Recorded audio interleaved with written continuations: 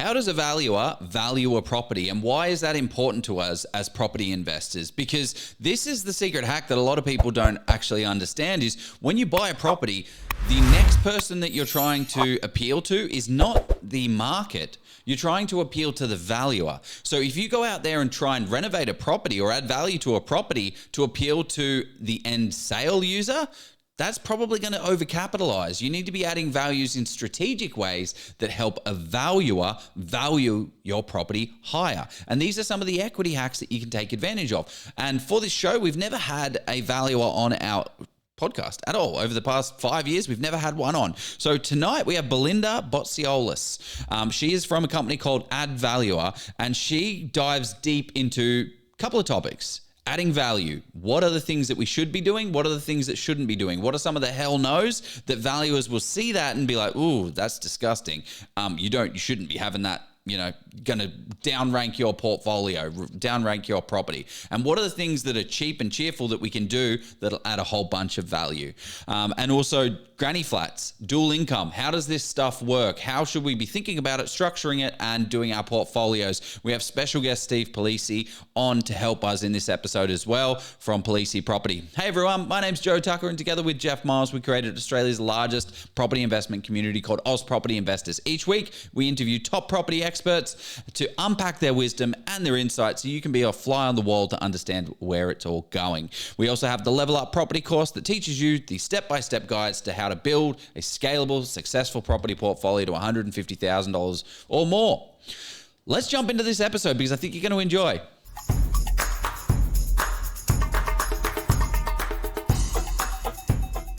Hello, everyone.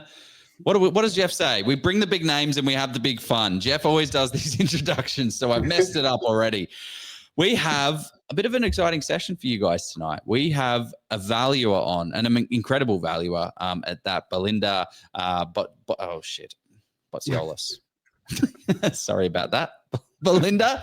And we also have special co-host Steve Polisi. We are going to be covering a whole heap of stuff. We're going to be talking about granny flats and dual incomes. We're going to be talking about one of the things as well is granny flats, do they kill capital appreciation, right? That you spend $200,000, $300,000 on a granny flat. Is that the best thing? We're also going to cover off what actually adds value in a valuer's eyes. And we'll cover off a whole heap of topics because that's one of the things I talk about all the time, Belinda, is when you buy a property, you're not trying to make it to attract to sellers. You're trying to be attractive to valuers. So what are the little X factor things that we can do? And then also how to tailor your property's value to the demographic that you've got. So anyway, I've been talking too much. Okay, Belinda's got a ghost. How are you, Belinda? Nice to meet you. My little dog just walked in. He just walked straight back out. I'm going to close the door just a second. Okay. How are you, Steve? You're back in Sydney now? I'm back in Sydney after 2 months in Europe, so good to be back. I was getting sick of the 4 a.m. wake-ups, but daughter is not sleeping with jet lag, so that's always fun. Belinda. You'll get there, Joe. You'll get there, Joe. You've got an English partner as well. You're stuck going to England every year. Yeah. Oh, it's beautiful. It's I've got, I live, my family is in the Blue Mountains, so she has to suffer through 2 hours of driving. I have to suffer through 48 hours of plane trips to see the family. So it's great. I'm looking forward to it. Belinda, mate, thank you for jumping on. Thank you for sharing your wisdom. How are you? Shared anything yet. I don't have a ghost. I have a dog. So that's the only wisdom I've shared so far. I'm well, thank you. I'm very well. Good. Well, we actually, you've actually already had podcasts with Steve Polisi, and wait. Really? Back. Wait. Oh, okay. A couple of months back. Well, I think I started talking to socials, Joe, and started messaging her on there. Well, we actually met at another podcast, Belinda. I was finishing on a podcast, and then you were leaving, and the host, Aaron Christie David, was like, "You guys need to have a chat. You guys are going to get along, and you're going to." So far, we've gotten along pretty well, but I'm keen to unpack the knowledge that you have. But who is Belinda Botzolis? Is that how I pronounce your name correctly? So I'm not messing it up. Botzolis. It's Greek. So it's Botzolis. Okay. So who is Belinda? Well, Belinda, you've got 15 plus years as a property valuer. So you've got your own property value business called Add Value, Add Valuer. And your kind of specialized skill is all about low cost upgrades of how to boost equity for people, how to focus on dual incomes, and what valuers actually look out for. You do a whole heap in the property space. So that's a bit of an introduction to you. But the first question we always like to ask is, how did you get into property investing? I've been valuing 20 years. I know I look like I've been valuing 15. It looks great. But I just told Steve in our podcast, I started valuing when I was 12. So that's 20 years later.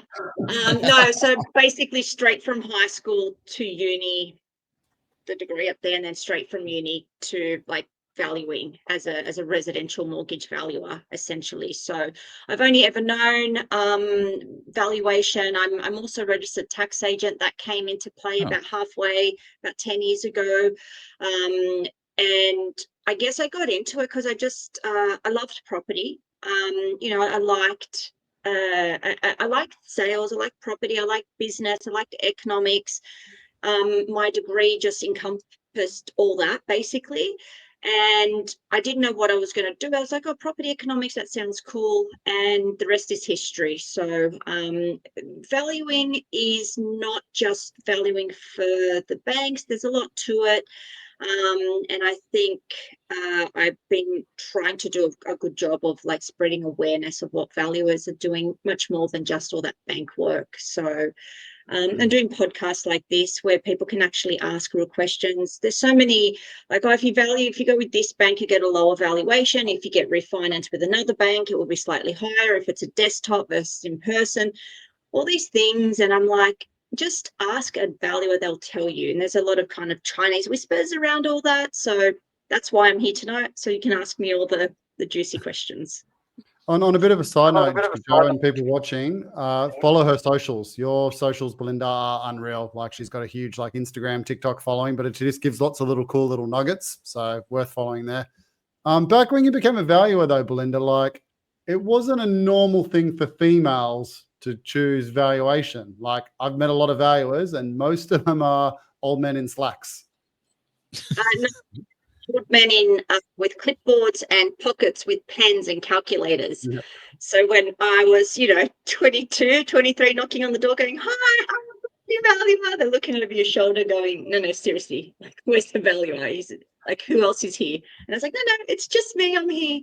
So yeah, there wasn't it was I guess a very male dominated industry. I didn't really care, couldn't care less if I worked with men or women. I liked working predominantly with, I guess, men in general, because I don't know, I just felt like it was like, just get on with business. They're, I've worked with women. Sometimes you can get a little, I don't know, not catty, but there's a bit of, drama in the office. I don't know. I just got on with it. And I never saw myself as a female working with men. I just saw myself as a valuer working with other valuers. And that's just how I always saw it. My course was predominantly guys. I just worked and studied with them. I had a brother, I had boy cousins. I was like one of the boys growing up. I was a bit of a tomboy. So I don't know, just fit right in, I guess. Yeah, no, it's cool. It's just, I remember, like, even when I started investing 10 years ago, like, even investing was a male dominated thing. But now I've slowly seen after those 10 years, like, it went from like 90-10 to now it's probably 60-40 at a thumbsuck.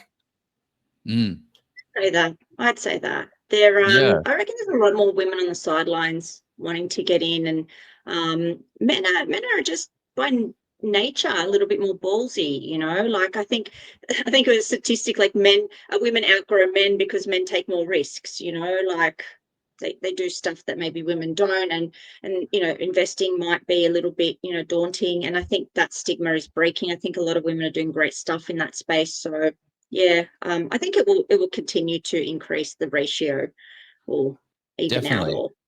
Because I think I think there's a lot more education out there for people to feel comfortable in Yeah. taking the risk, but also the female investors that we've had on this show have been absolute weapons because they take calculated risks. And there's a little bit more, like we had Jane Slack Smith on, I think it was, talking about this exact topic of like women investors have done so much better than the men because they weren't taking crazy, stupid bets. They were doing like more strategic approach and just not saying, oh, I better buy it. Let's just go buy something, rather than blind action. They took a step back, did some analysis, and then it worked. The problem is when you take too much analysis and you don't end up taking action on it. But if you can take that action and do the analysis and pull the trigger, you make it happen.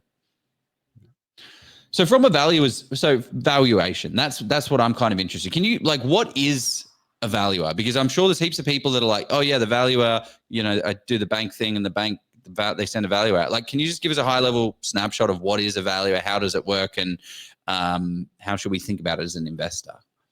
Yeah, essentially the role of the valuer is to ascertain the market value of the property at an arm's length transaction, with both parties acting prudently, without duress, and coming to the determination of a willing buyer and a willing seller. Where would they in the open market determine the value of that property? And I always say this, a valuer doesn't come up with the value of the property. The agent doesn't. The market are just the human beings. And I guess what the valuer is trying to do is figure out what are the people in the market going to pay for this home if this home was to come onto the market.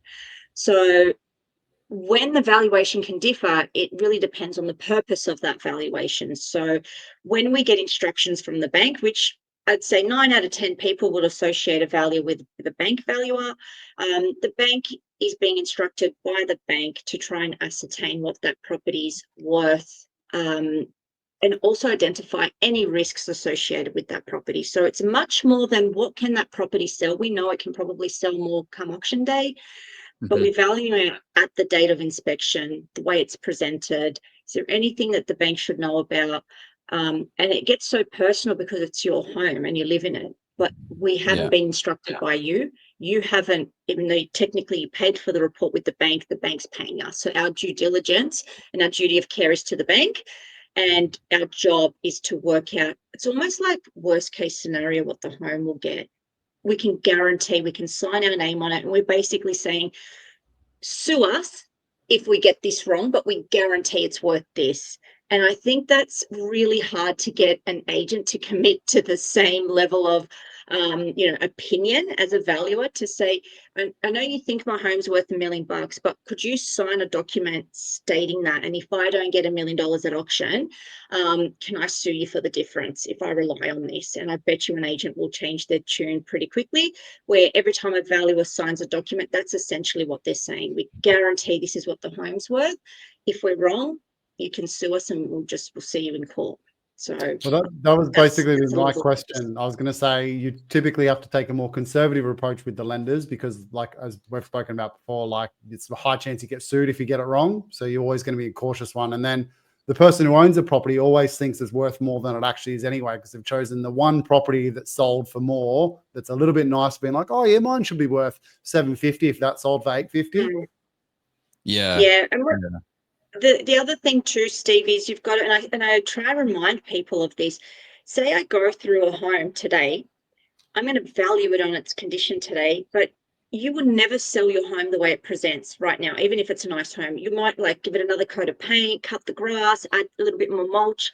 You might get designer furniture. You might, change a few things, spend a week or two like getting it ready for sale, and that's going to increase the marketability of the home and then value it. I mean, it'll be worth more. But when a valuer comes in, they come in warts and all as at the date of inspection.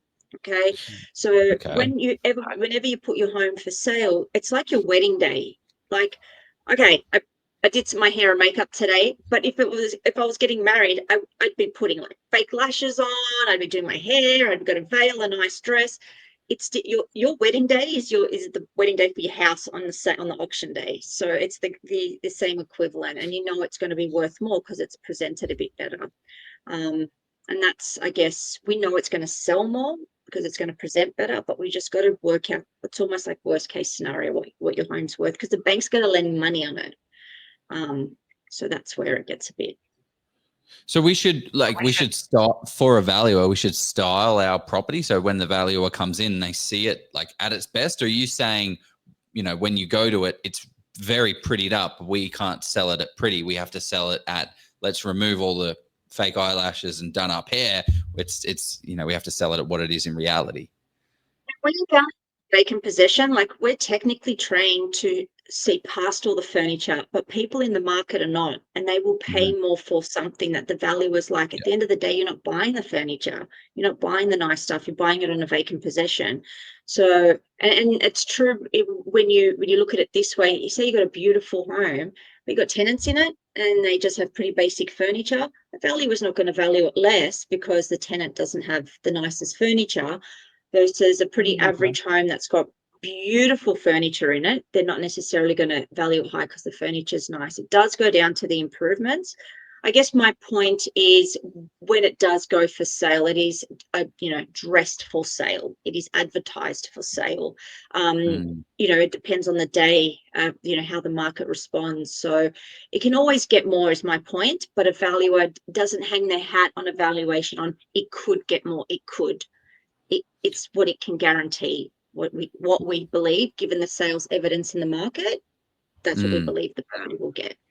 What are some of the common misconceptions us investors need to be thinking about when it comes to valuations? I was going to say, Joe, one of the funny things I always experience is when people go, "Oh, the valuer underquoted my price," but then they'll go choose the best agent. They go, "I'm going to choose this agent because he's the best at selling." I'm like, so there is a variance in price based on selling, because if you're saying the agent can change the price, why is the valuer got to be fixed?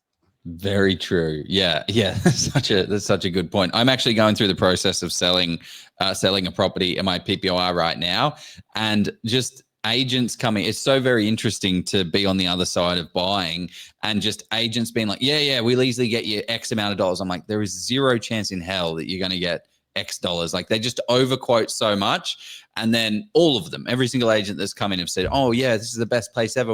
There's some downsides, but this is going to be so good."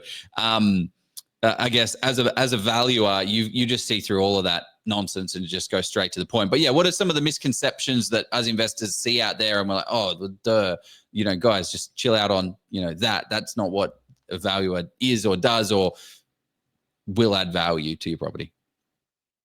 Yes, and I know, Steve, we spoke about this. The market's been up the last 5 years, Joe, and we've seen some pretty crappy properties getting some pretty decent money.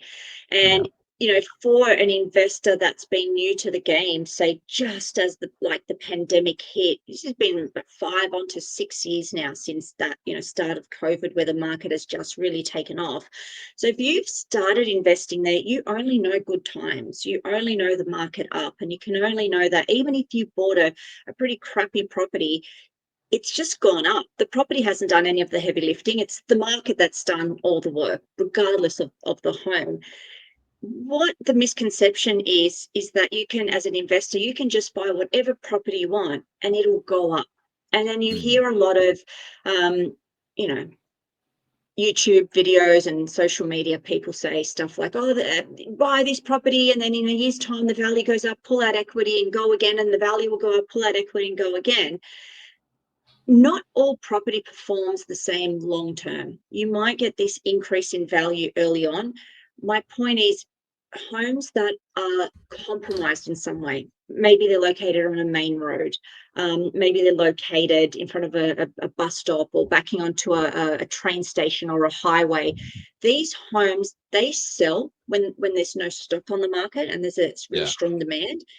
But if that swaps and we have a low demand and lots of stock on the market, they're the homes that sit there for ages and get discounted, and then nobody wants them. And it's not that you will get your value, but it takes a while to sell. And what I see is that people, they don't really look at the whole picture of the property. They just sort of see the price tag, and they tend to overlook a lot of the fundamentals that, as a valuer, you might not put a hell of a lot of weight on a discounted value because it's on a main road or it's on a corner with, next to an industrial estate. But the valuer weighs heavily on this because they warn the bank and they say, look, it's okay now. Buying off the plan, you're a 2-bedroom unit in and amongst 500 other 2-bedroom units, all in your kind of, vicinity of the tower. It's going to sell now because there are not many properties on the market. But if the economy goes down and all these 2-bedroom units flood the market, your one's going to sit there for ages. So we have to warn the bank about these things. And I see a lot of investors, a lot of people discount warnings or red flags that valuer would heighten to the bank, and they just dismiss it and will pay a price that is just under a much, much better property because they're just trying to get into the market. And it might go back to what we were saying about, just, it's cheap, let's just buy it. It's like, don't just buy it because it's cheap or it's a little bit, compromise and it's fine. It's fine now, but if the market changes, it can really affect the value of the property. So I'd say if you're looking at a property, look at the whole picture. Look at the whole picture and then make sure you weigh the good and the bad, not just, it's cheap, don't worry about who cares about the main road. The tenants won't care about the tenancy, just put the tenant in it and just get the rental package.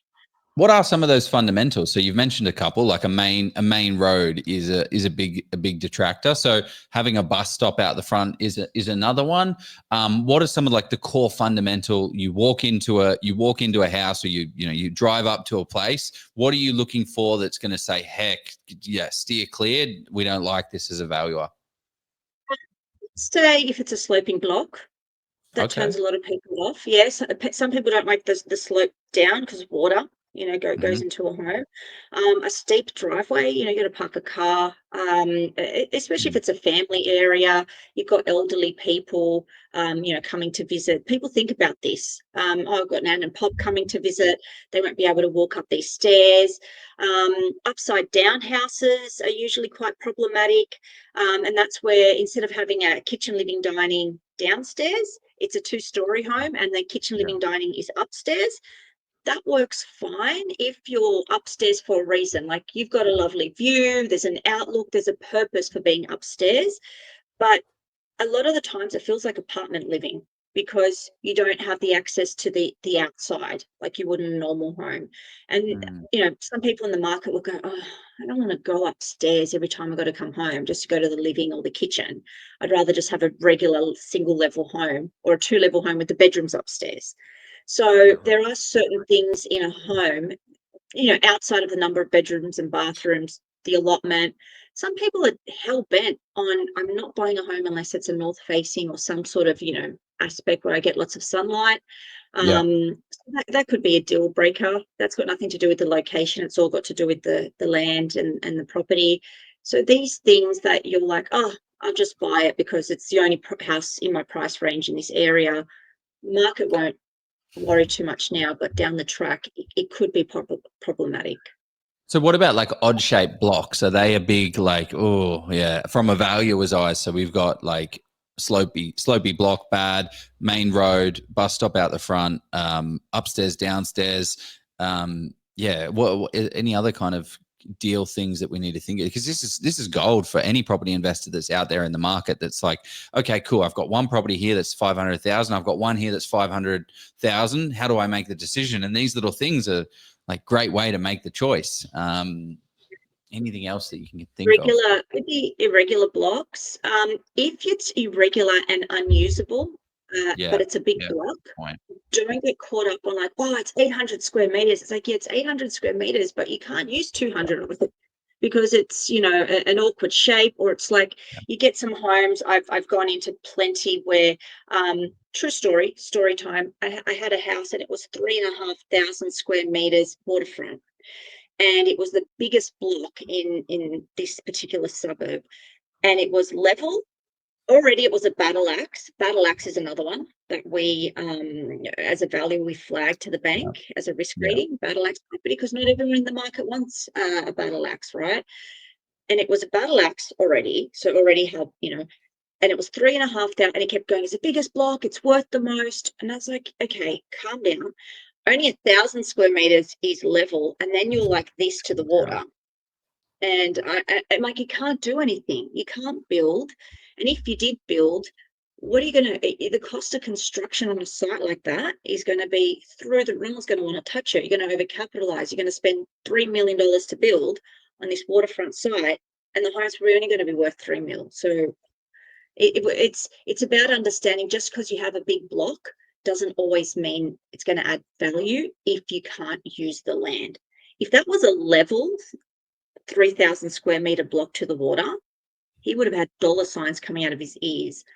But it's an unusable site. I think it had like a bushfire overlay, and the bottom had like a flood overlay as well. So you look at those these, things as well. Like you see the easements, you oh see, yeah, yeah, everything. Yeah, but if you're doing a bank file, we don't search the title unless we're asked. yeah, So we value every property on the assumption that it's a good clear title. title, which Okay, means like yeah, that no the title is encumbrances. clean. No encumbrances, no caveats, no covenants, nothing like that. If we do get a copy of it, we don't investigate them further. A lot of the time, we just say, "Hey, there's a caveat here, or there's a covenant, there's an easement. It's going to affect the value. We suggest you look into this further." But yeah, a clean title is always the assumption when we're doing a valuation. But we do look at overlays on the bushfire floods. What else do we look at? Airplane. Like if you're near an airport and you're in a flight path zone, that affects the property as well. And just anything, things like that. You know, it's funny. I used to not consider all the stuff like stairs, sloping blocks, drop offs, and stuff until you have a toddler. And now every property I look at, like we live on a cliff face, so I got to go up 3 sets of stairs to get my view. And then our back courtyard has like a big meter drop off retaining wall, and all this stuff. It's just carnage because it's like toddler wants to walk down the steps, toddler falls off the retaining wall, toddler climbs in the barrier. All these things I start thinking of now. Same reason I wouldn't want a main road. If they run out, main road. Like you want a quieter street. Yeah. So all that stuff I used to not think about. Now I'm like, but one of the points I want to touch on is like I started investing in 2012, and I used to be one of those people that said, "Oh, don't worry about the main roads as that much," because like if it's 500 for a main road one and 550 for a non-main road one, when they go to a million, you'll probably get 1.1. Yes, so I'm like, oh, who cares?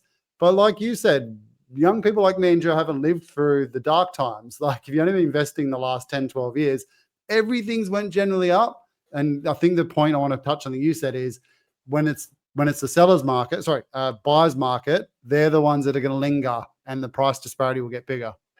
Yeah. Yep. And it's also harder to get tenants. Like when the vacancy rates are at 3-4%, you're going to be the last one to be rented because no one wants to have their kids on a main road. And the noise, like how annoying. The noise. It's the noise. The noise is a big one. That's what we're flagging actually. We're flagging it's pollution. People don't like because that, pollution, the noise. So I always do this with my fingers. I'm like, if each finger represents 10% of the market, it's on a main road, Ushka, 40% of the market straight away aren't showing up to your property. They're sitting there on their phone on like a Saturday and they're going, oh, that's nice. And they, have a look and they're like, oh, it's on a main road. I'm not going to turn up. Okay. Yeah. It's on a main road. It looks like it's sloping. It's, it's an upside down house. It's not north facing. I'm out. So all of a sudden your market's down to 30%. And you'll find someone to buy it. That's not a problem. But when the market is down, that's where it can be a little bit problematic. Now, I'm not saying it's going to bother you because if the market's down, you're not going to sell. But if that's a point in time and it's a bit of a delayed softening in the market for a period of time and you want to pull out some equity, you're going to struggle with a strong valuation of your property, and you find that it would have come down a little bit. So these are things. I mean, I'm not saying don't buy one, but go in calculated. Yeah, go in and understand that, okay, I really, really want this suburb because like Steve said, whether it's $1 million or 1.2, the market's going to do all the heavy lifting. I don't care. It's a great area. But just know that if you do come across a dip in the market, just be like, okay, this is what I was, this is worst case scenario. I went into this with my eyes open. I get it. I know it's going to struggle to sell. I'm not surprised. I took the gamble. I'm okay with that. It's just those people that are like, oh, it's not selling. What's happening? And the agent's, telling you tall stories or whatever. It's just about, I'm not saying not to buy them, but if you buy them, just know that you're like, I'm okay with that. And then it's your money, do what you want. Here's an exaggerated version. So I looked at a house on Monday in Curl, which is like a Northern Beaches suburb. So there's a house on the main street there on the beachfront that's on a roundabout as well. But because it's on the main street, it's been on for 6 months and they're trying to get 7 mil for it. Wow. To put it in perspective, the ones one street back, they're a little bit up the hill, are going for 10 plus. So one closer to the beach on a roundabout, because of the noise in the roundabout, 30% less. And they still haven't sold it. It's been 6 months in this market, which is ridiculous. That's crazy. They probably thought it was worth more, and they don't. The problem with that, Steve, is when a lot of sellers in the market, they don't know that you have to meet the market. You can't expect the market to meet you, because like the first thing I learned at uni was equilibrium. Like, where do you cross? And where you cross is where I want up here, and then you want to sell there. Where do we cross paths? Where is that like I'm willing to give you this much money for the property? So somebody wants to pay less and you want more. Where do you kind of marry up? You can't expect someone to come up here if they're only willing to go here on your property. And that's what you have to understand, is as much as you want to set the price on your home, you think it's worth more, the market will set the price for you. And that's where you have to, otherwise it's going to sit there. And sometimes it actually goes down lower, even if the market's going up, because people go, what's wrong with it? Why, and then these things, like you said, it exaggerates. Like, oh, maybe it's because it's on a corner. If nobody wants it because it's on a corner, then I'm not gonna be That's the what I'm doing. That's exactly what I'm doing. Yeah. I've got a question. This is a real life case study that's coming on at the moment. So we're building a property portfolio to $150,000 of passive income for the Oz property portfolio, and we've bought a property, and I forget which property this. I think we bought it for $530,000. Then we did a renovation on it, turned it from a 3-bedroom to a 4-bedroom. But this is the valuations that we got back. I don't know if you guys can read it fully, but we got such a variation in the values that we've got here. What are your thoughts when you look at this? Because I see our broker has said, oh, we believe it to be 670,000. And then CBA's come back and said 618. So people that are on the podcast, by the way, a desktop valuation by CBA came back at 618. Full val done by NAB was 590. A full val done by ANZ was 670. And then desktop by Westpac 660. Full val by Bankwest 660. Desktop by Macquarie 599. This is $80,000 difference with a full valuation. What is happening here, Belinda? Help me understand. Wait on desktops, because they haven't physically gone out. Usually the banks don't. The reason they've gone to a desktop a lot of the time is if you've got enough equity in your property and you're not borrowing up to that kind of, 90-95% or whatever. The bank are like, oh, we just need to know what your property's worth. It could be a cost-cutting thing. I don't know. We could have a whole another section on why valuers can sometimes rush through the valuations, and it's, I don't know if there's any valuers watching this, but it's probably not a very popular opinion when I say that sometimes valuers do rush through because we're getting so much pressure from the banks. I'll give you an idea. 20 years ago, I did my first valuation, $250 plus GST. Fast forward 20 years later, they're now $180 plus GST. 20 years later, and it is gone backwards. If inflation with everything else, these values should be around $500 to $600, and they're not. Now, value is under extra pressure to do more all day, everywhere, 5, 6, 7, and get it out then and there. Now, the problem is that a valuer has gone into your home, and then they're going to just have a look and analyze the market. And just like you said, Steve, different agents can get different prices, or they think your property's worth. It's how that valuer has assessed the sales evidence. That's the killer. It's how they've assessed the sales evidence of your property.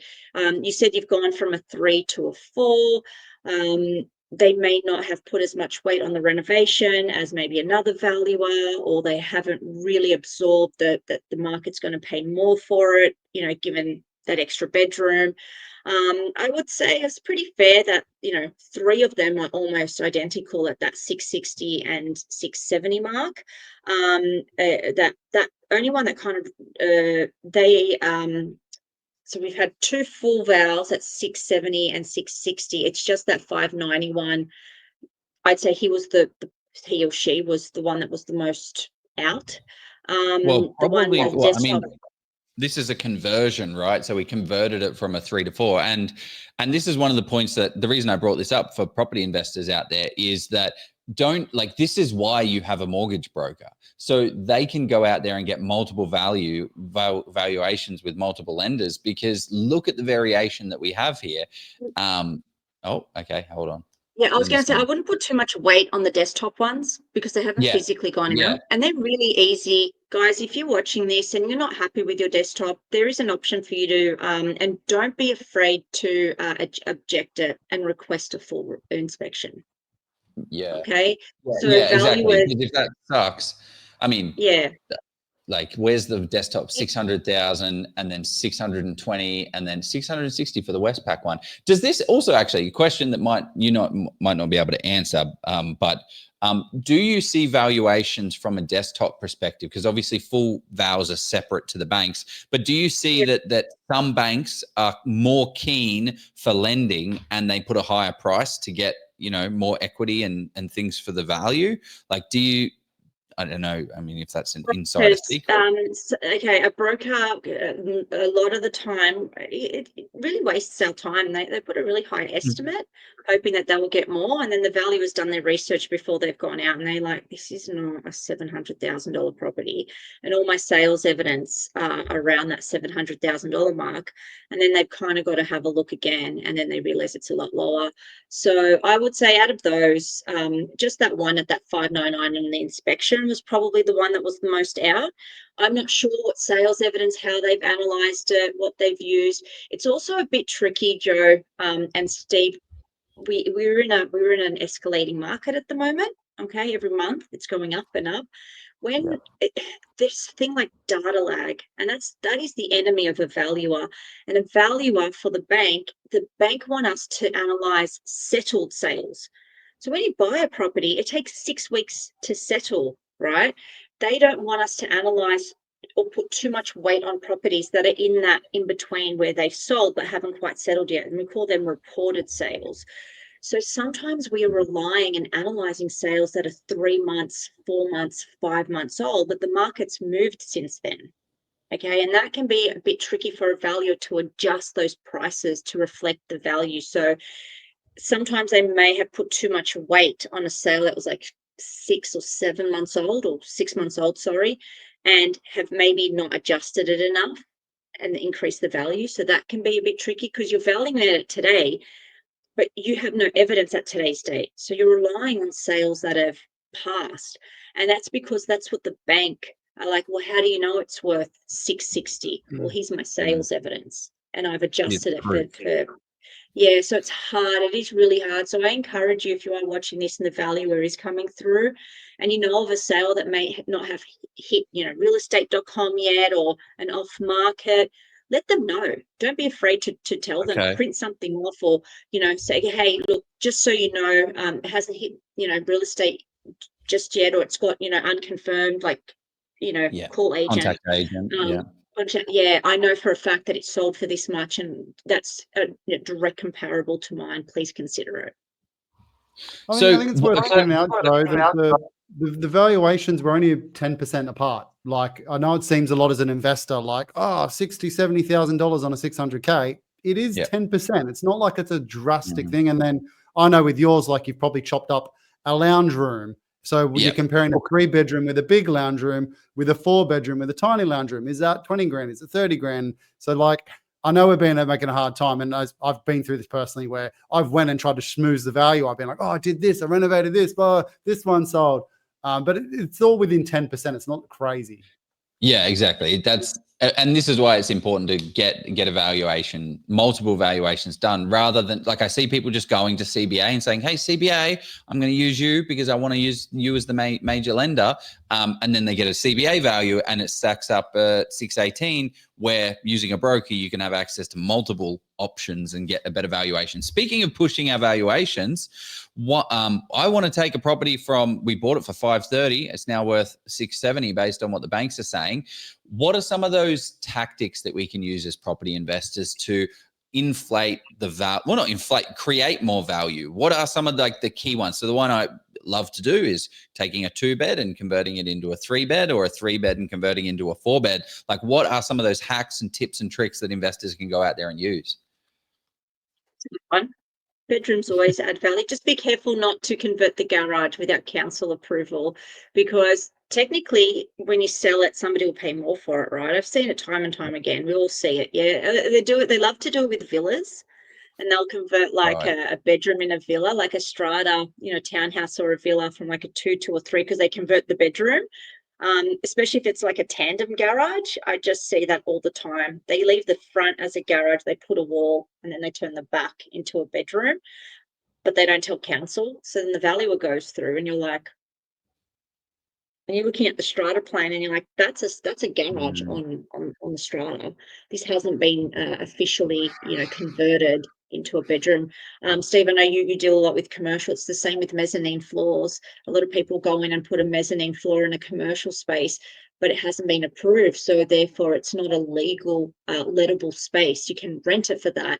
But if it burns down, if there's an injury, it can't be insured. It's not a legal lettable area. So the bank want to know, I want to lend money on a property. What should I know? Well, you know that the bedroom's been illegally converted.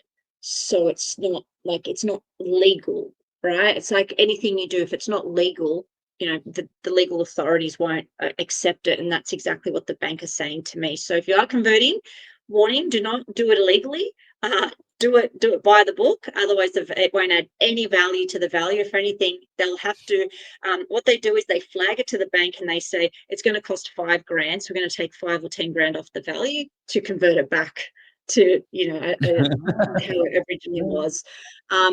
Valuing in Sydney in the early to mid 2000s, when we had a lot of international students, and there was like 5 bedrooms that should have been a 2-bedroom unit, and I'd walk in and there's just bedrooms everywhere because they'd be putting up walls, and it's like, it's 5 bedrooms, like value it as a 5. I'm like, no, I'm not valuing it as a 5-bedroom, mate. It's not legal. Like, you can't expect the valuer.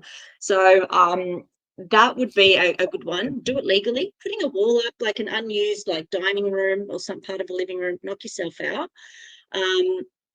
Obviously, the aesthetics of the properties is massive. So tidying it up, cleaning it up. If the kitchens or the bathroom, always the kitchen before the bathroom, in terms of if you had to pick one or the other. The kitchens, kitchen sell houses, do the kitchen up.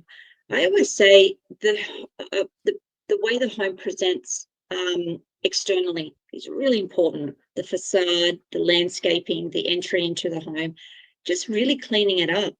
Level yard. I had a client that I helped add some value, and he wanted to do all this stuff to the backyard, retaining walls, and I was like, mate, just hire yourself, like make sure it's legal, like these trees are allowed to go. Cut everything down. I just want grass. Okay, this is a family area. Families want grass. Families have kids. Families have dogs. They just want grass. They don't care retaining walls, swimming pool. Just put grass. And he did it. And I think he probably added $100,000 to his property for a $6,000, landscaping bill. So don't underestimate aesthetically pleasing homes, and just doing what you can to make the homes look good. Because, and remember, again, the people in the market, they're sitting there on Saturday going, oh, that looks nice. Babe, look at this. This is nice. Let's go check this out. Why? Because it looks good. So making a home present is number one in terms of increasing the value of the property. We got a question here for for Steve. It's come up. Unapproved mezzanines, a value killer or a value maker? Oh, that's from Jeremy. Yes. They're the bane of my existence. However, you can also make quite a lot of money out of them if you know what you're doing. So what he's kind of getting at with that is like some areas like Brisbane, 50% of the mezz floors aren't approved. So we buy it, and then guess what? The valuer says it's not approved, so they take it off, and then therefore you don't get the yield. If you can make sure that it's basically built to code, there's an opportunity there because you can then pre-negotiate the price and get it approved yourself. So typically it's about 10, 12 grand to get a mezz floor approved. So if you can get 50, 80 grand off the purchase price because the value hasn't taken into account, you go do that yourself. Happy days. So that's what Jeremy's getting at with the value makers. There's an opportunity there, but it depends on the seller as well. If you get a pain in the bum seller and they say no to your price reduction, then you're stuck with what Belinda said is like you've got an uninsurable risk and you're overpaying and you're not going to get the valuation. So you're going to have to chip in more money into the actual deal to get it over the line. Yeah. Okay, that's super interesting. What are some other value add hacks that we can take advantage of? And also, what are some of the hacks that you see people doing that don't add value? Like maybe let's just there's two different questions there, but also when you're entering, is there a difference in price point? Like, do you ever treat like 300 grand different to 500, different to $1 million, different to 3, 5, 10 mil? You've always, as a valuer, and I hope this helps anybody watching, whenever if you're unsure what a home is worth and the agent's giving you a guide and you're like, your gut's telling you it's low, because chances are it probably is. As a valuer, I never look at things that are for sale. It's always what's sold, because I want to know the market's already spoken, right? It's transacted. I always try and find a floor and a ceiling and then work out until I figure out what mine's worth. So, if you know where your property sits, then you will know what the best and top sale is in your suburb and how much then equity you've got to play with and what your property has to look like to get to that top sale. So if your property's worth $400,000, but nothing is selling above $550, just be really careful that you're not overcapitalizing, because cost of construction is so expensive. And that's a killer right now. It's a cost of construction, because just to put a new kitchen, bathroom, paint, floors, bits and pieces here and there, it just adds up. And then, the electricals are shot, the plumbing, 100 grand like that. Sometimes you blink and 100 grand in a renovation, whereas 100 grand will give you a whole new, house reno many years ago. The problem is you spend 100 grand and you're still nowhere near that home that's $200,000 above yours. So you haven't really added. You spend 100 to add 100, and that's the trap you got to be really careful of. Is always understanding how much equity you've got by the best price, or what you can. That home's similar to mine, renovated. It's worth this. I reckon I can do that for this much, and then I've got that equity.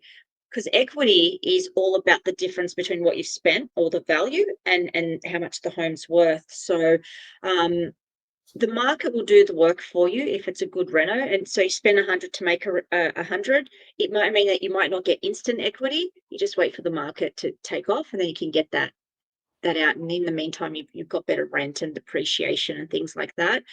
But just be careful that if you're in an entry-level suburb with an entry-level home, give it an entry-level reno. If you're a bit on, in an area that's expecting a lot more and it's a bit more of an affluent area, you can't give it an entry-level reno.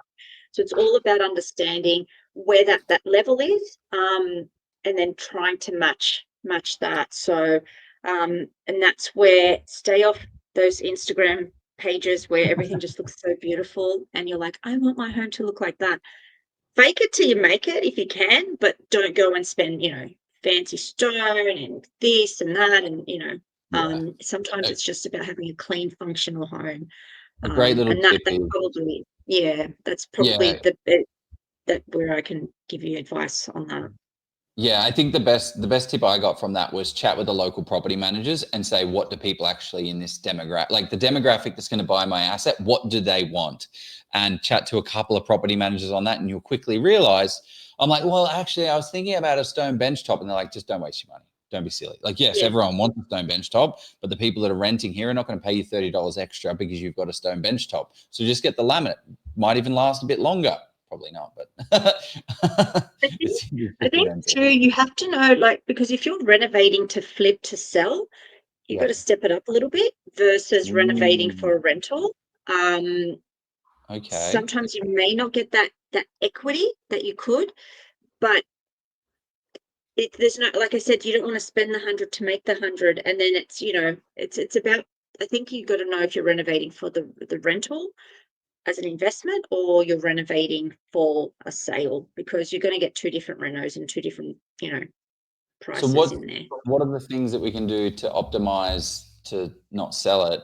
Like, yeah, that sounds like a really interesting insight that I haven't really heard. Are you renoing to sell or renoing to add value? So how should we think about the add value side of things?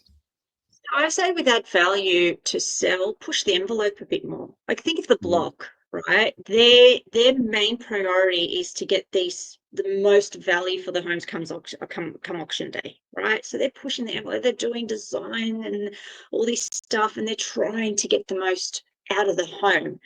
Now, as a tenant, I'm going in there and like a home buyer, I'm like, oh my God, look at this home. It's so stunning and it's got all the bells and whistles and it's the nicest home in the area. I want it. I'm going to, but then, you know, people in the market, they're going to start bidding and outbidding each other, like $5,000 more, $5,000 more. A tenant's going to go, yeah, nice, great. But like, I just want I'm only paying for the 3 bedrooms and the bathroom and a new kitchen. I'm not going to pay you overs and above just because it's an overly nice home. Okay, because the rental market might just sort of have a cap in there, and if they're going to pay over, it might be more important the location rather than the home. Does that kind of make sense? So they'll filter that out. You want as many people to get emotionally invested in the sale of your home, and you do that through, you know, pushing design. And you want a homeowner to buy your property, and this is where you don't go too cheap on the improvements, because they can tell. People can tell if it's a cheap reno versus a tenant that's like, I don't mind. It's not that it's cheap and nasty. It's like, I just want a clean home. I want a functional home. I just want a home that's going to suit my needs. I want air conditioning. I want a dishwasher. I want a clean carpet, clean walls, right? Where a homeowner's like, wow, this has got so many more bells and whistles. I'm prepared to pay more for it. So I think if you are going for the two, obviously it's going to be a hell of a lot more expensive reno to flip it, but you're wanting to get extra value for, because the market will pay more for it. So I would just say, just figure out what type of reno you want, and we've got a great question that's come in here. For anyone who thinks that the valuer did a shit job, when can we challenge the valuation? Can we prepare anything to make the valuer's job easier, or what is the process to object to a valuation, right? Like, let's just say I've got these valuations here and I was I only did this desktop. Well, let's just say it was a full value of my inquiry and it came back at 600 and I believe it's worth 660,000. What can we do? the desktop, straight out object, and you will have no issue with the valuer coming out. Easy, right? Once the valuer has come out and then done their valuation, it's not impossible, but it's a lot harder. And I think we spoke about this, Steve. It is a lot harder to change their opinion. You've got to remember. Now, I'm going to take this. If I'm a valuer and I've just put my name on this document, and then I've gone, maybe I was a bit soft on it, I'll put a bit more, and then I go to court and the judge is like, oh, it's like I've got 2 documents here, Belinda. What is it? Is it $599 or is it 600? 670. Like, because you weren't sure the first time, and now all of a sudden it's got more. Which one is it? So the credibility of the valuer automatically diminishes, and that's what we're a bit kind of worried about. The best way it's not impossible, but don't go, oh, you did a shit job, value it for more. It's like, I respectfully disagree with your valuation, instead of going, you did a shit job, but I respectfully disagree. and then come back with some sales evidence. That's all I can say. That's the best thing you can do. Get a copy of the bank, allow you, get a copy of the report, read through the report and see what risk ratings they put on it. See, some valuers weigh more on the risk ratings. Okay. So if it's on a main road, some valuers are a lot more conservative, where others are like, nah, it's not, I don't think it's that much of a big deal. So sometimes if a home is a little bit problematic, valuers can weigh the risk a little differently versus a home on a, is your home, sorry, Joe, to go off topic, is it on a quiet street? Is it near a school? Is there anything that might have triggered, do you know, did you read the report by any chance? No. You got 6 No, I didn't reports, you read didn't any. read one. I didn't And you read were any. happy with Well, no, I was happy with Oh, 670. I saw 670. I was like, that's bloody good. I'm See, very that's happy the with first thing a valuer says. You didn't read my report. You didn't that. Did you understand read my my commentary. report? You didn't. It's a bit like saying, well, how do you know I'm wrong if you didn't read the report? You just went off a figure, right? There's like a 15-page report.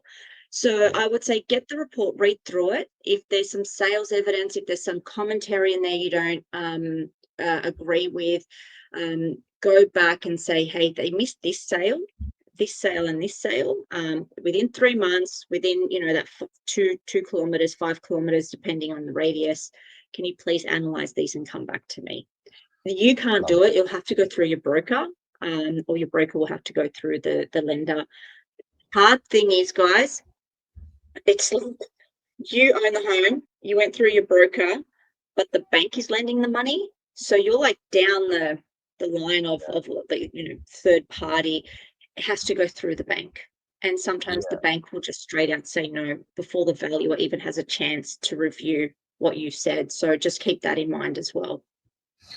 Love it. We Okay. had, I was going to say, Joe, we had one with a commercial property. I think we spoke about this as well, where they said a property was in a flood zone. And we went back, we're like, this is definitely not in a flood zone. Went back to the valuation, told them they weren't in the valuer that it wasn't in a flood zone. They said, oh, yep, sorry, that was a mistake. But again, like you said, they didn't change their price. And I'm like, there's definitely a difference in value between a flood zone and not. But again, they didn't want to put their name to, oh, no, we were wrong. Here's an extra 300,000. So we had to go to a different valuation company to get the real valuation. It's just really hard. Yeah, it's just really hard as a valuer because all the risk sits with us. Yeah, it's a proper massive problem because the banks are looking for a throat to choke, right? And it's going to fall back on them. Not the bank, the bank's lenders. I mean, mortgage insurers. That's why you pay LMI. You pay LMI for the mortgage insurers to sue the valuer. It's like a car crash. You crash your car, NRMA pays you out, and you're like, see ya. And then NRMA's like, well, who caused the accident? Oh, the valuer did. Let's go after the valuer. And the bank's on their merry way. They don't care. They're living. They don't care. But the insurer is like, okay, who do we sue? Where do we get our money from? So they go after the broker, they go after the valuer, they go after whoever. But they always go after the valuer because it was their report that they lent on. One of the questions I want to ask that Elijah asked about duplexes.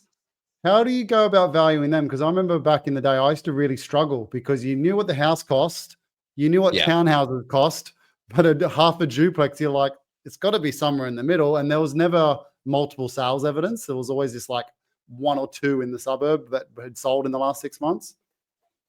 Duplexes are hard when there's no other duplexes in the area because you've got a new product on a small block and all your other sales evidence are big blocks and older homes. So then it's about, then you go, okay, well, it's a good home, but on a small block. And again, you just try, it's a bit methodical with the valuers. You just try and work out your floor and your ceiling. And then you kind of work out with your sales evidence where it sits. It can be a little bit of, I guess, objective there in the valuer's opinion because of the lack of sales evidence. But then it just comes down on, okay, well, this is a really, really great home on a great block, so that's going to be my ceiling because there's no way it's getting more than that. And this is a small block with a okay home, so I know it's definitely there, and that's where you kind of work it out. If you've got sales evidence, dime a dozen, it's a lot easier. With his duplex question, if you are developing just be mindful that the valuer is instructed to value it in one line, because until the day it is subdivided, if you forfeit your loan or you go in mortgagee possession, the bank take over the site with 2 dwellings on it, and then they'll sell it in that condition. So really the only way that that's going to be sold is off to a developer or somebody that's going to buy 2 duplexes on the one site. Okay, so it's not, this is worth 1 million, this is worth 1 million, my site's worth 2. There's a whole bunch of other stuff that come into play.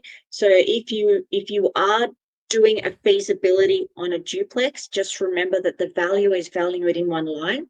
So they will value each unit independently, but there will be some contingencies in place to bring it back in the event that it is sold in one line, and that diminishing in that market, because no one's going to buy $2 million and then have to pay 50 or 60 grand in legal fees to get it divided and subdivided, and then putting them on the market to sell to then realize that growth. There'll be a discount in place. So until it's subdivided, a valuer will always value them in one line. So just keep that in mind. Love Duplex, that. duplex, block of units. Yeah, and that's where I guess the valuations can get a little bit varied. We have to jump to our first sponsor. I want to unpack dual income. I want to talk about granny flats and understanding those strategies, because there's so much within that where it gets really, really interesting. So let's watch this, then unpack this granny flat deals and go in. And if anyone's got any questions, start throwing them in there and we can start hitting them.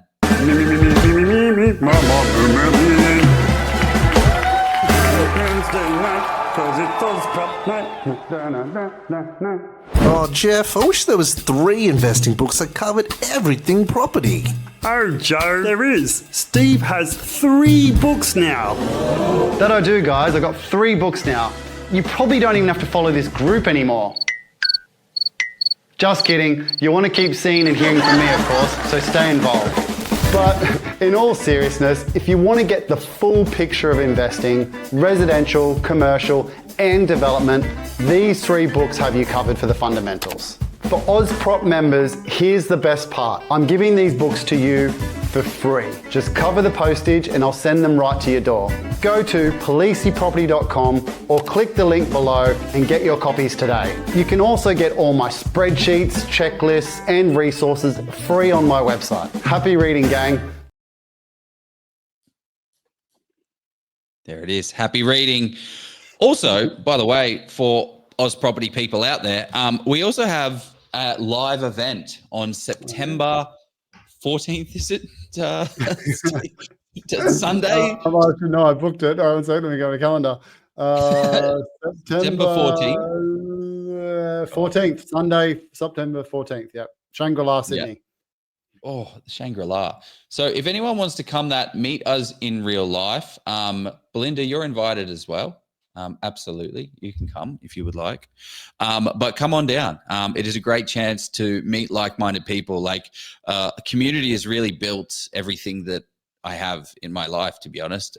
Meeting events like this is where you meet cool people that vibe with you. It's so hard to get a community of like-minded people together, and that's exactly what this is. So anyway, Belinda, I want to chat through granny flats because these are something that have been around for decades. But I think recently, as interest rates have started to climb, it's become a far more interesting topic for investors. So what are your thoughts on granny flats as an investment opportunity or as a deal? And from a valuation perspective, how do you think about these things? To be honest with you, I love them when they're inserted in your portfolio at the right time strategically. They can be really great. However, if you don't know what you're doing and you're just doing it for the sake of doing it because you saw a video of someone going, oh, I put a granny flat in and I've got all this extra rent and blah, blah, blah, blah, blah. It's not the best strategy at that point in time. From a valuation perspective, when we value, and sometimes the problem is, I think you mentioned earlier, they can be like a capital growth killer, because you've got to remember a lot of the time it is just the value of the granny flat that essentially you're adding to the value of the home. So you haven't, or maybe just a smidge more, but it's not enough to really increase the value. So you've got a meaty equity release. It's great for a rental return. You're essentially buying a rental return, building a granny flat. You're essentially buying rent, a property that gives you rent. Now, the reason when we value them, we've got to also compare it with other homes that are dual income, or other properties that allow tough. for. It is tough, So few. and yeah, and we've got to. I think it's more than 3 areas of occupancy in a home, and then it starts going into that commercial territory. But we're talking about sort of that 2 at the moment. Yeah. It's what happens. I do this all the time. Sorry, I keep using my fingers. Yeah. If you can say that there's the home is worth $1 million, and then you put a granny flat on there for 200, and then once you landscaping and everything, it owes you 250. Chances are that home's probably worth maybe 1.3. Let's say. What you'll find is that the home does the heavy lifting for the value. Okay, it's the main house that people want, and the granny flat is just like a nice to have.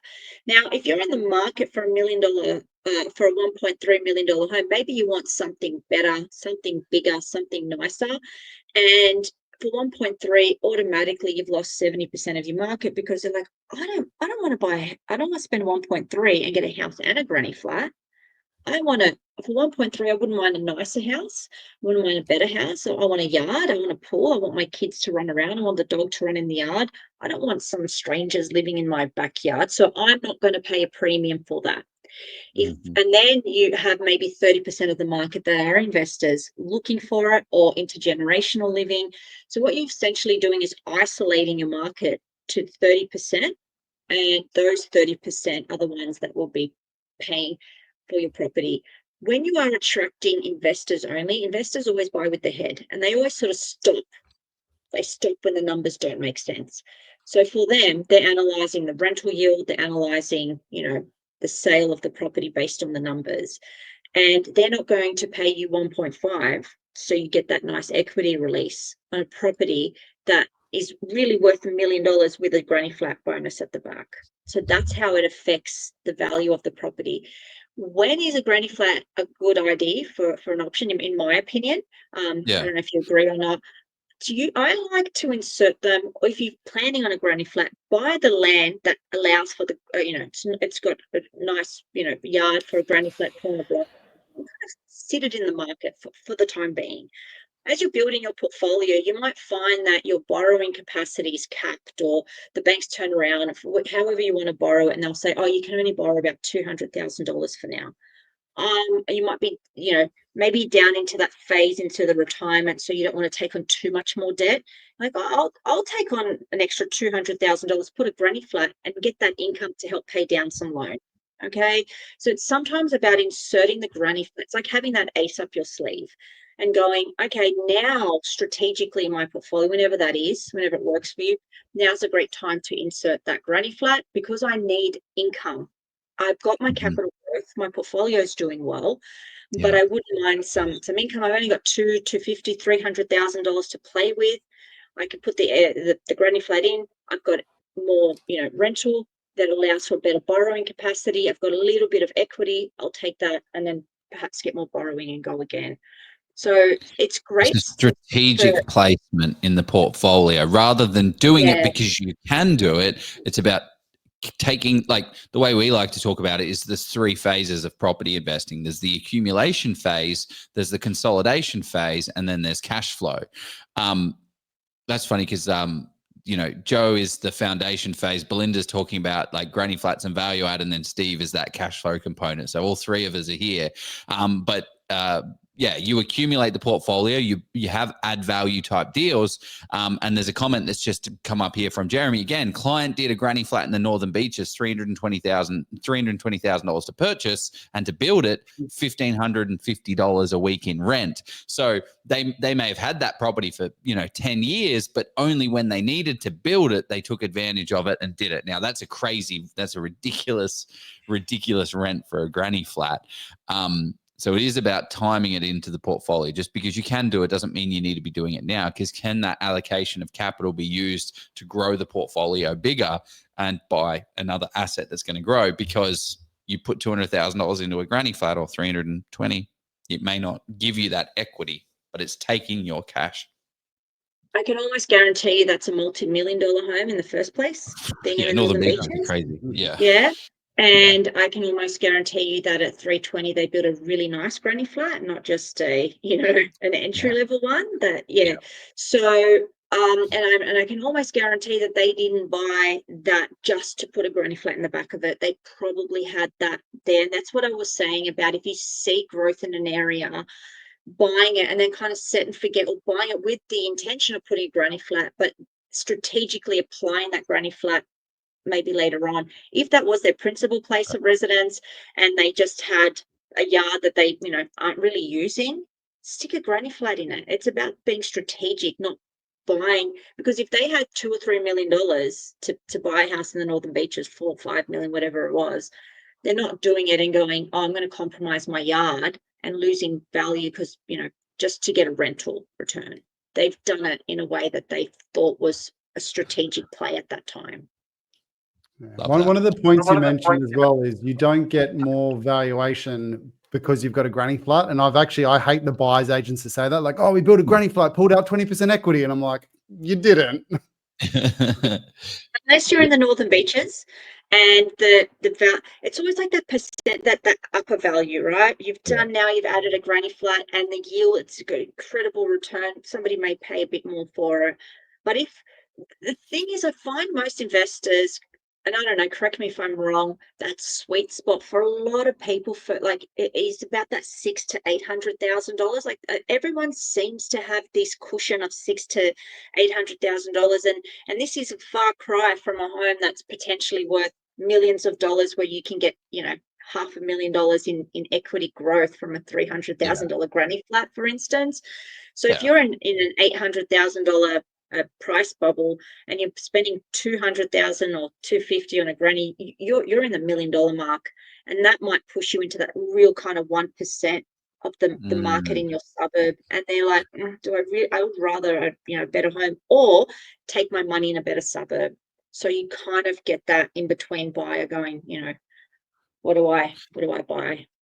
Have you seen like dual income properties or granny flats that actually lowered the value of the property? What are the situations in which you should probably definitely not consider using and doing this strategy?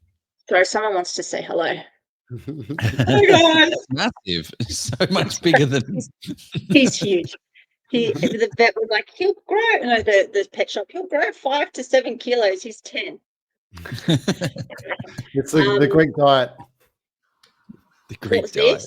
The Greek diet. Oh mate. I've seen homes that have been subdivided into like, a 1-bedroom flat, a 2-bedroom flat, and then like a self-contained studio, just for multiple income, because the income is worth more chopped up like this instead of a single family dwelling. It can have an adverse effect on the value because the market's not going to pay that. The market is a family area that want a family home. They're not investors. And sometimes the price point is too high for an investor. It's not like an investor area. And people are like, for me to convert this to a family home, it's going to cost too much. I'm not paying to convert it back. It's a big job. I'd rather just take my money elsewhere, where the owner's like, well, I'm getting this much rent, so it's going to yield well. I want more money for my property. That it can hurt the property then in the value. So when we value, another thing I should mention, unless it's a commercial, and then we've got to capitalize and analyze the rent.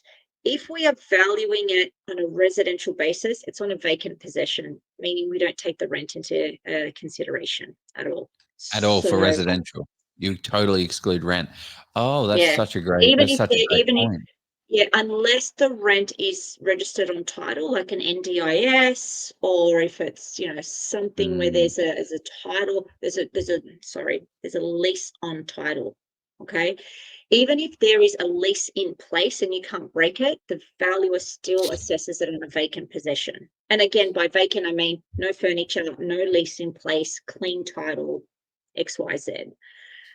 So that's why, even though you might be getting exceptional rent, it will help with the loan, but the bank also want to know if it was vacant tomorrow, How how will it would it sell? be? Yeah. I think a lot of this comes down to the area for me, and Correct. actually crunching the numbers and doing the due diligence. You don't, when you're doing something new and creative, you don't want to be the first person doing the new and creative thing. It's the same with property development. You don't want to go to an area that has zero developments done, because you're not the first person to do it and you haven't seen it, a case where it actually works. And it's the same that I see in granny flats. A great instance is the city of Logan. Logan's, made up of 70 suburbs, but there are areas where it totally made, about a year and a half, 2 years ago, it made perfect sense to get a granny flat. I was seeing people buying a $500,000 property, putting on a $200,000 granny flat, and it growing to $800,000, $900,000, because that's what the people there saw value in, and the valuations went crazy on it. And then there are other situations where it just absolutely doesn't make any sense. You're going to buy $300,000 granny flat and you're only going to get $250, $300 a week in rent, and then the yield is not, it's not that great. That's like if you're buying a $300,000 granny flat and you're getting $300 a week in rent, that's a 5.2% yield gross. Like that's not great. Like that's what a normal residential you can get. I guess in regional Queensland you can get that, not really anywhere else, maybe Perth. What's my point of saying that is it just comes down to case by case, market by market. It's just not as easy. Now, other situations where, like, I've seen valuation, like when in, I guess it's just not council approved granny flats. Is there situations where I can get a granny flat and not have it council approved? I've seen situations where someone has an incredible granny flat at the back of their house, and then we go through the second and third phases of due diligence, and we're like, hey, wait, can you just give me the piece of paper that the council said, yeah, you can have that?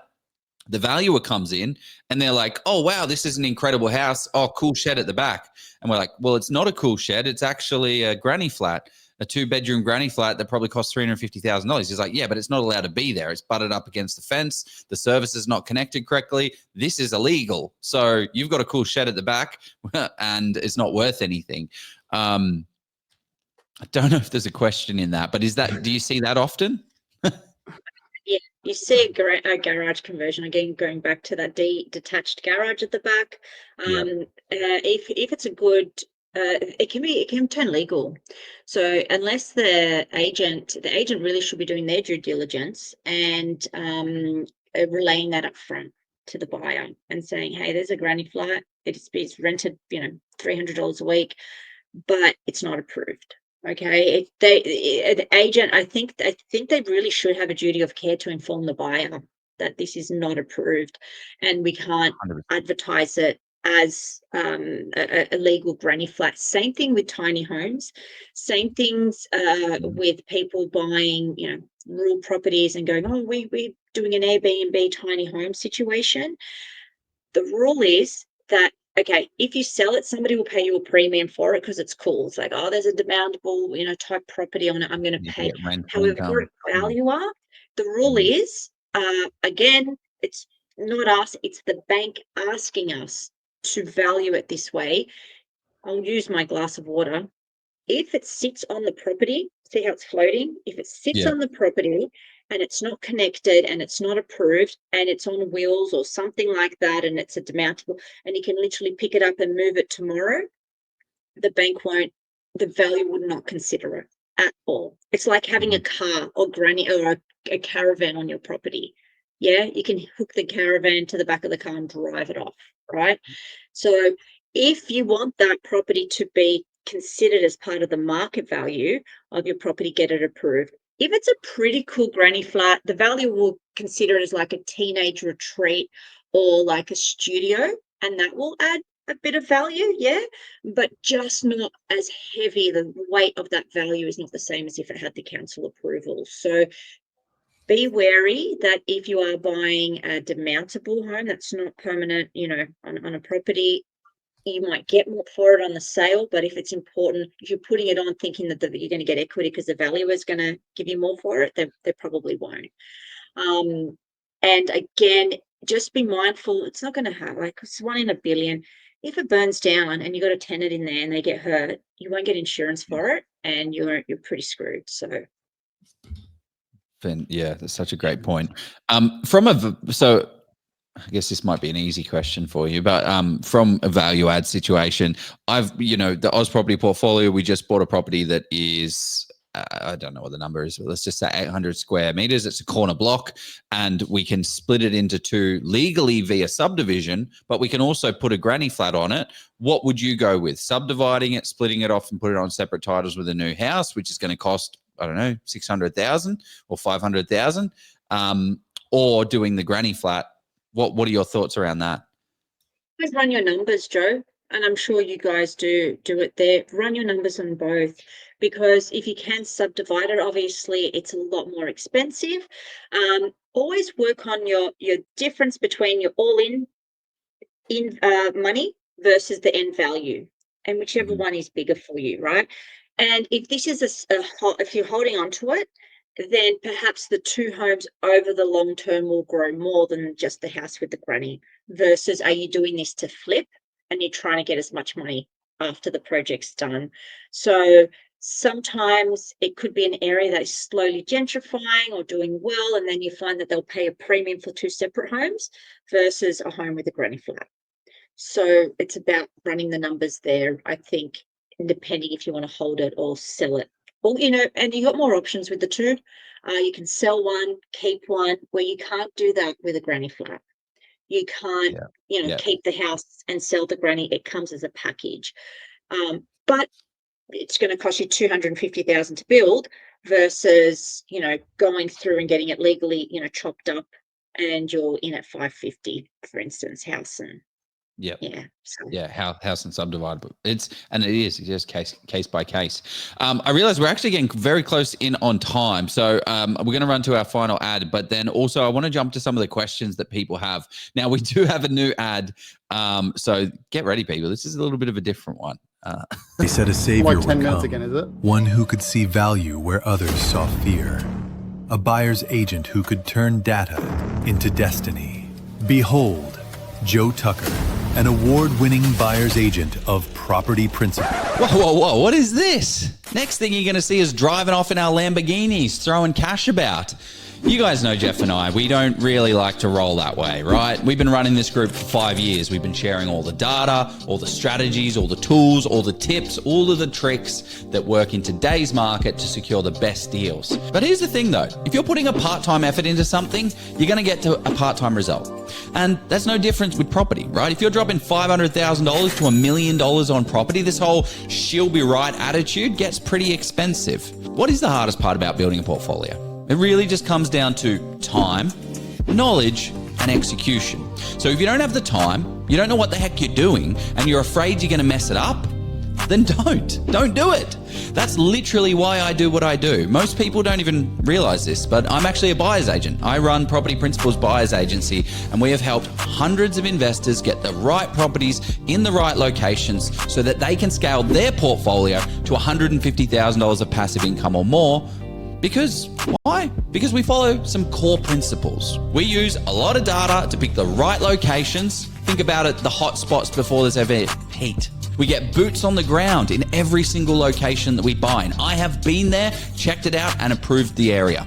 And we only buy in areas, and we only buy properties that we would want in our own portfolios. And that's how, in 2024, last year, we got a 21% growth across all of our client purchases, when the national average was 4.7%. For instance, Matt and Tina, a young couple, they bought 3 properties with us. They've built over $768,000 worth of equity, and they're still working full time. No dream selling here, but I tell you what, they're going to have a killer retirement. Phil, he's a young kid. He's just bought his first property with us. He's now on to his third, which is super exciting. He bought the first one, $595,000. That is now worth $770,000. He did a great little renovation up front. It's now grown $175,000. That's nearly 30% growth in under a year and a half. So it does take a little bit of time, Gosh, it does get there. Mandeep, 11 months ago, we got him early into the Victoria market, and that property's grown from $555,000 to $610,000 in under 12 months with plenty of runway to go. Yes, we've had some big wins, but it's not an overnight get-rich-quick scheme. This whole property game is about smart, strategic decisions done well and taking the action. So, I'm not here to sell you the dreams, but if you're ready, book in a discovery call. We can chat about what your next move is and if we can actually help. Let's do it.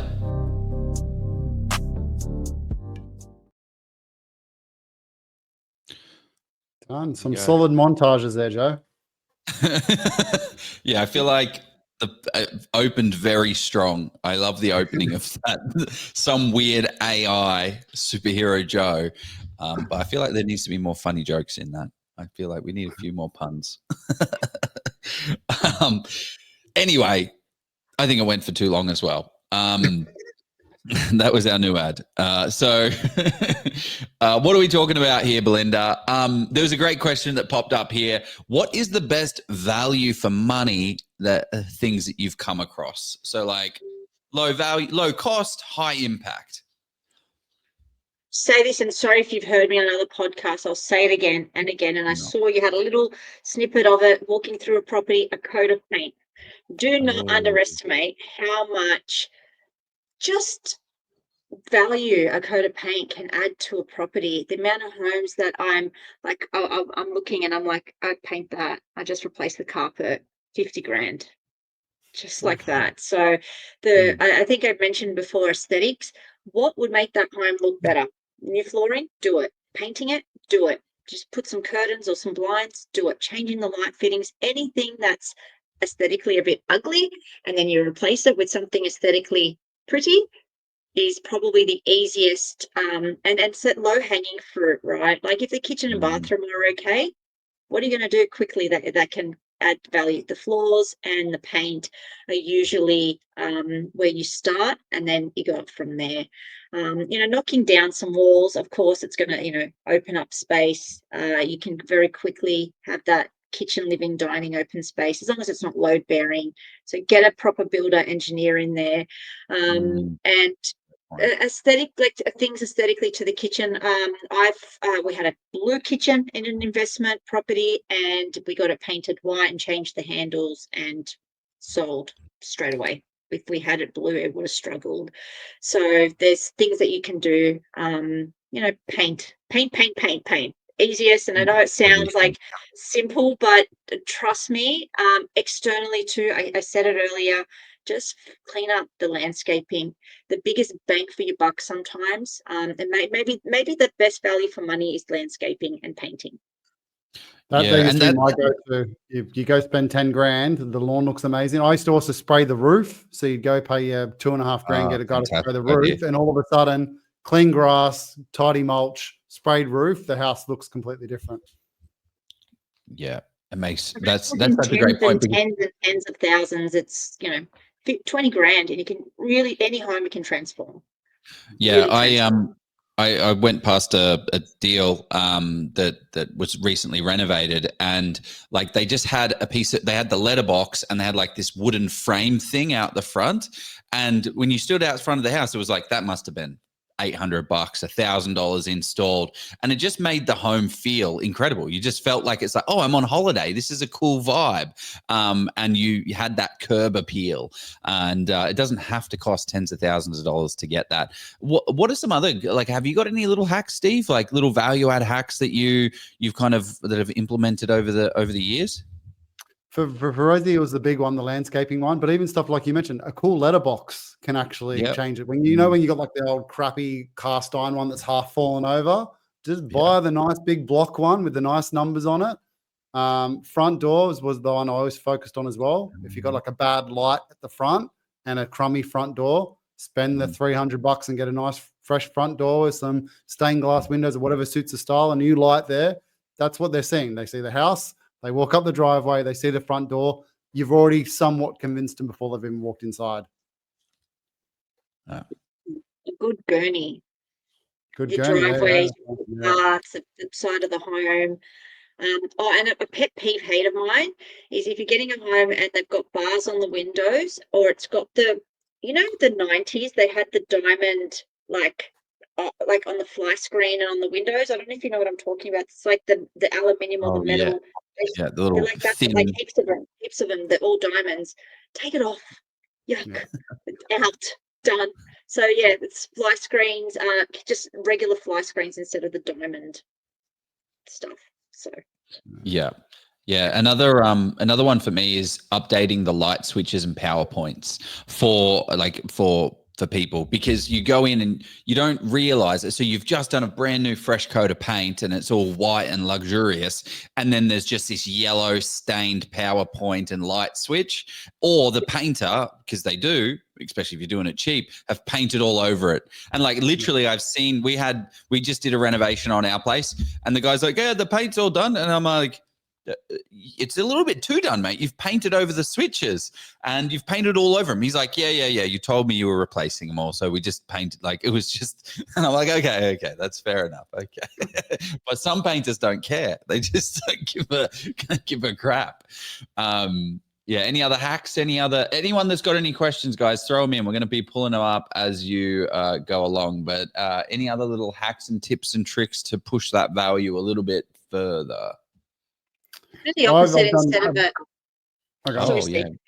Yeah. You go, mate. You go. I went on one where I did the paint and the carpet, but then like you mentioned, the light switches, the windows were still really old and crummy, and I was just like, people are going to walk in here and be like, "This is terrible. I'm going to have to replace that." So if they're thinking they're going to have to replace it, they're already reducing your price. So I paid the 25 grand or whatever it was and replaced every window. Then inside didn't do the kitchen bathroom, like Belinda said. They were the two things I didn't touch. Actually, no, I did the handles on the doors in the kitchen. And then the shower screen, because I had an old shower screen for the $200 from Bunnings, looks like fresh. And then I paid for the windows, knowing that they were going to think that anyway. So all of a sudden, new carpet, new paint, new windows, new handles on the doors. Everything looks brand new besides the tiles in the bathroom, basically. Oh, and a mirror, fresh mirror. Never skimp on a good bathroom mirror. Yeah. That's solid, mate. Solid. What about decking at the alfresco or front fencing? Is this something that comes up? Not for me. Clean and So simple. be careful decking. I love it. It's going to add value, but are your tenants going to maintain it and oil it every year and look after it? Just kind of weigh that out. Joe, this goes back to my point about renovating for sale and then renovating for a tenant. If it was about the tenant, I would maybe put tiles in the back instead of decking, or a composite deck that doesn't need maintenance. Because if this is like a timber decking that's going to need annual oiling, and unless you're prepared to pay someone to do it and you just expect the tenant to do it, they might not, and then you might need to replace it because it's rotted away or it's got water damage or something. So decking, I love a good outdoor deck. I'm sure a lot of Aussies do. Awesome. A front fence, see what your neighbours are doing. If all your neighbours have got them out the front and it's a part of the streetscape and it goes with your neighbourhood, think about it. But if you're the only one with a front fence, it can work both ways. If you're the only one without it, could maybe affect the value. And if you're the only one with it, no one's going to pay you more for it. So as a valuer, do you think about that? Like, does that come up? You have to put that in your thoughts. You're right. Yeah, you do, because it's that, like, if you've got it in, we'll just like, meh, and you might have just got it, installed for $18,000, like sides and front, and we're not going to add much value to it. So this is the property that I was talking about. We just purchased the most recent one, and you can see here, this is exactly what this was a rental, and you can just this is the undercover deck and how much it's kind of fine. Like the deck that's on the floor right now here is absolutely fine, but this one here is completely ruined because the tenants haven't done anything. It's not their deck; they don't really care. So it's just molded and gone absolutely rotten. But to get this replaced, it's going to cost us, what was the quotes, 8 to 10 grand to just this little bit of decking here. And it doesn't add any value whatsoever. So all we're going, like, having that deck there is not going to push the value up. So what we're going to be doing is just putting crushed rock, like whatever this stuff is here, just put crushed rock down. And then all of a sudden, instead of paying 10 grand, we're paying a lot less, but we're getting the same uplift of value, which well, not uplift. We're just making it not look like dirt. It's going to be something else. So don't go crazy just because there was a deck there doesn't mean you need to replace it with a deck, because it actually added zero value for anyone. I was going to say, Joe, we bought a house in Katoomba to live in for the first year during COVID, and that's where we lived. And the same thing, had a beautiful back deck. It was huge, the whole, because it was on kind of like a terraced kind of property. Awesome. And then what happened was it rained for like the whole winter consecutively for like 3-4 months, got spongy, and then all of a sudden feet started going through. We put a tenant in it, and then there was this constant maintenance, and we have to replace the whole thing. So it was about 20 grand. So something that we bought 5 years ago going, oh, this is nice, was a 20 grand liability. Yeah. And again, did I say this actually on this episode? But one of my first investment properties I bought, I didn't look at the value, that stuff that didn't add value. So the stairs were completely ruined, and I had to spend $12,000 on brand new sets of stairs. But when we did the valuation, we did a $30,000 renovation. Stairs, $12,000, electrical upgrade, which was $6,000, roof repairs. So I'm like, oh my gosh, I've spent 30 grand on this. Let's go. $280,000, 30 grand in. It got valued at 310,000. Why? I guess Belinda, maybe that's why was that? Why was my little silly ideas?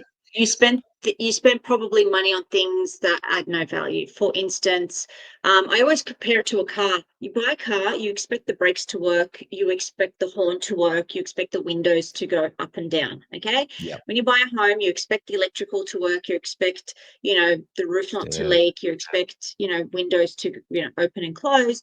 And if you bought the home and then you realize, oh, actually the wiring shot, the windows are, I have to spend money on things that should have been working at the time of buying, a buyer is not going to pay you more just because the home's worth more. I mean, just because you spend money on things that should have already been working at the time of purchase. Does that make sense? Just like I'm not going to pay you more just because your brakes work on the car. They should have worked when I bought the car. And I think going back to, sorry, Steve, I think you were saying if there's something wrong with the property, people take value off. Again, going back to a car, let's say you go out to a car, you're going to buy a car from, Facebook Marketplace. There's a huge scratch on the side. That scratch is going to cost $800 most to take it to the panel beaters and fix it. But you're going to knock $5 grand off the price of the car. I'm not giving you 55 for the car, ma'am. I'm giving you 50. Look at the scratch. It's the same with a home.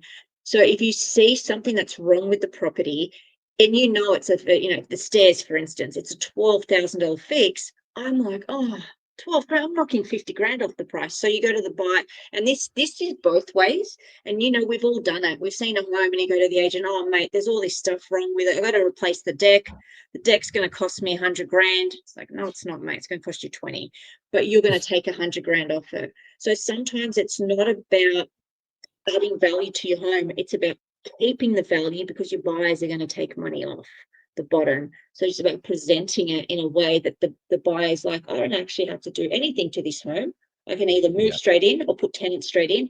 And for that, I'm paying a slight premium, or I'm not taking anything off the value. Because or a keen investor is like, oh, they haven't done anything. I can do all this for 20. I'm going to knock 100 grand off. I'm going to spend 20 to add the 100 back. So it works both ways.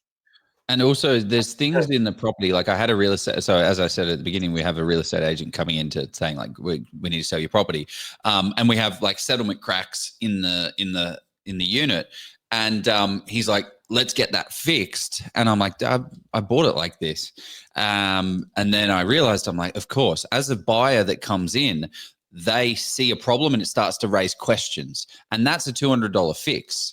But it's then like, oh, well, what else is there? And then there's like, stains on the carpet, and then there's something, cracked tile here. And then it starts to like, all of these little things start to add up to people, and people aren't very good at math. So when someone sees a crack, they're like, oh my gosh, structurally there's something wrong with it and it's going to fall down. Or, oh, well, that's going to cost me $1,000 to fix. I'm going to take $5 grand off the price. Reality, it's going to cost $200 to fix. So try and set up your property for sale so that there's no questions. There's no unanswered questions for them. They walk in, all of the little bits and pieces have been done.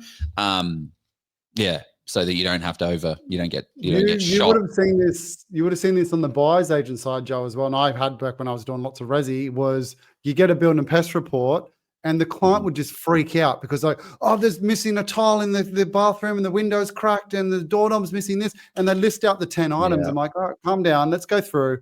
There's probably 2 or 3 grand worth. Let's go for 4 or 5 grand off. Let's just do it ourselves. But they just panic once it becomes more than 2 or 3. It's just they start second guessing everything. And that's probably something worthwhile to mention for investors out there. When you buy a new property, wherever it is, it's probably going to cost 3 to 5 grand, or maybe even 10 grand of little bits and pieces and rubbish stuff to fix. So just going in there, expect 5 grand of costs. Just doorknobs that are missing, things that haven't been adjusted, light bulbs that need to be fixed, door handles, like what else have we had in this bloody place? I'm just thinking of all the stuff, rubbish removal, and just an automatic expectation. So I just think so many people go into this stuff with their eyes shut thinking, oh my gosh, I don't have to spend anything. And then the bill comes, they're like, oh shit, this is a lot.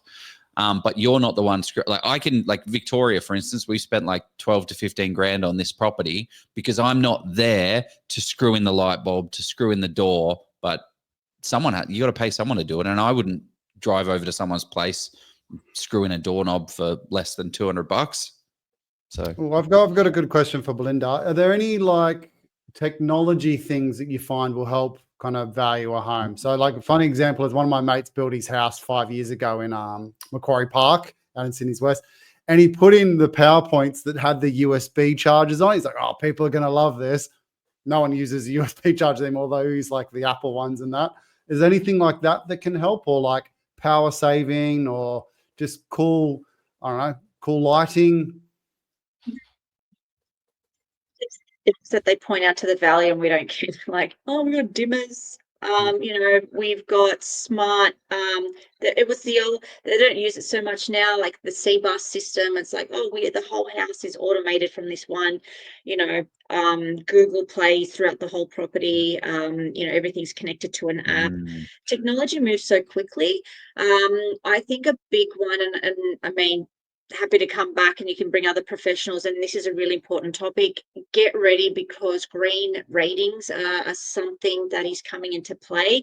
I don't want to say too much, but valuers are starting to as working for a big firm behind the scenes, guys, banks are gearing valuers up to start valuing and rating homes on their energy, and this is going to change the game. I don't know how long until it becomes reality and if it's going to be legislated, but every home is going to potentially have a star rating, just like when you build a new home you have that basics. So this is where I would maybe concentrate on.